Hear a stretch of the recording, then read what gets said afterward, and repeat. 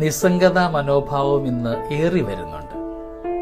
ചിലയിടത്ത് താല്പര്യമില്ലായ്മ, അത് ഭക്തകർമ്മങ്ങളിൽ മാത്രമൊന്നുമല്ല, ഒരുപാടിടങ്ങളിൽ അതിന്ന് കാണുവാനായിട്ട് സാധിക്കുന്നുണ്ട്. ക്രിസ്തു ദൈവരാജ്യത്തെക്കുറിച്ച് പഠിപ്പിച്ചതൊക്കെ ഒരുപാട് ഉപമകൾ വഴിയാണ്.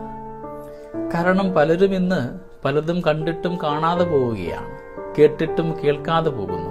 ദൈവികമായ കൃപ കടന്നു വന്ന് രക്ഷിക്കുവാൻ സാധ്യമാകാത്ത വിധം അവരുടെ ഹൃദയമൊക്കെ കഠിനമായിരിക്കുകയുമാണ്. നാം ഒക്കെ ഇന്ന് നമ്മുടെ ജീവിതങ്ങളിലേക്ക് നോക്കിയാലും ഇതൊക്കെ തന്നെയല്ലേ സംഭവിക്കുക? നമ്മുടെ ഹൃദയമൊക്കെ ഇന്ന് ഒരുപാട് കഠിനമാണ്. നമ്മുടേതായ സ്വാർത്ഥമായ ചിന്തയിലേക്ക് മാത്രം, എൻ്റെ നേട്ടങ്ങൾക്ക് വേണ്ടി മാത്രം ജീവിക്കുന്നവരായി നമ്മിൽ പലരുമൊക്കെ ഇന്ന് മാറിപ്പോയി. പണ്ടുണ്ടായിരുന്ന ആത്മീയതയുടെ പവിത്രതയും സ്നേഹബന്ധങ്ങളും വിശുദ്ധിയും ഒക്കെ ഇന്ന് എവിടെയോ നഷ്ടമാവുകയാണ്.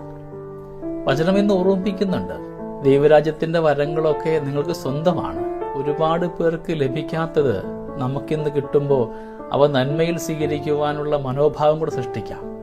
സ്നേഹമുള്ളവരുടെ ജീവിതയിടങ്ങളിലൊക്കെ നന്മയുടെ ഭാഗമാകുവാൻ ഹൃദയമൊക്കെ ഒന്ന് മൃദുലപ്പെടുത്തി അവിടെ ക്രിസ്തുഭാവങ്ങൾ കൊണ്ട് നിറയ്ക്കുവാനായിട്ട് നമുക്ക് പരിശ്രമിക്കാം. ഒരുപാടിടങ്ങളിൽ നമ്മുടെ സാന്നിധ്യം ഇന്ന് ആവശ്യമുണ്ട്. നമ്മുടെ ദൈവാലയ കർമ്മങ്ങൾക്ക്, ചുറ്റുവട്ടങ്ങളുടെ ആവശ്യങ്ങൾക്ക്, സുഹൃത്ത് ബന്ധങ്ങൾക്കൊക്കെ നമ്മുടെ സാന്നിധ്യം ആവശ്യമാകുന്ന ഇടങ്ങളിലൊക്കെ അവയെ പൂർണ്ണതയിൽ കൊടുക്കുവാനായിട്ട് നമുക്ക് തീരുമാനമെടുക്കാം. ശിലാഹൃദയമൊക്കെ ഒന്ന് മാറ്റിവെച്ച് അവരെന്നെ സ്നേഹിക്കുന്ന, അവരെന്നെ ഉൾക്കൊള്ളുന്ന ഒരിടമാക്കി മാറ്റുമ്പോഴാണ് നമ്മുടെ ജീവിതം അനുഗ്രഹമാവുക. നമുക്ക് പരിശ്രമിക്കാം, നമുക്ക് പ്രാർത്ഥിക്കാം. ഈശോയുടെ തിരുഹൃദയം പോലെ എൻ്റെ ഹൃദയവും മൃദുലമാക്കി മാറ്റണമേ എന്ന്.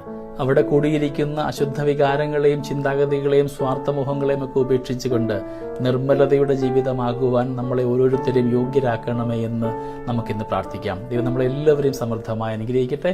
നമ്മുടെ കർത്താവ് യേശു മിശിഹായുടെ കൃപയും പിതാവായ ദൈവത്തിന്റെ സ്നേഹവും പരിശുദ്ധാത്മാവിന്റെ സഹവാസവും നമ്മുടെ കൂടെ എന്നും ഉണ്ടായിരിക്കട്ടെ, ഇപ്പോഴും എപ്പോഴും എന്നേക്കും. ആമേൻ.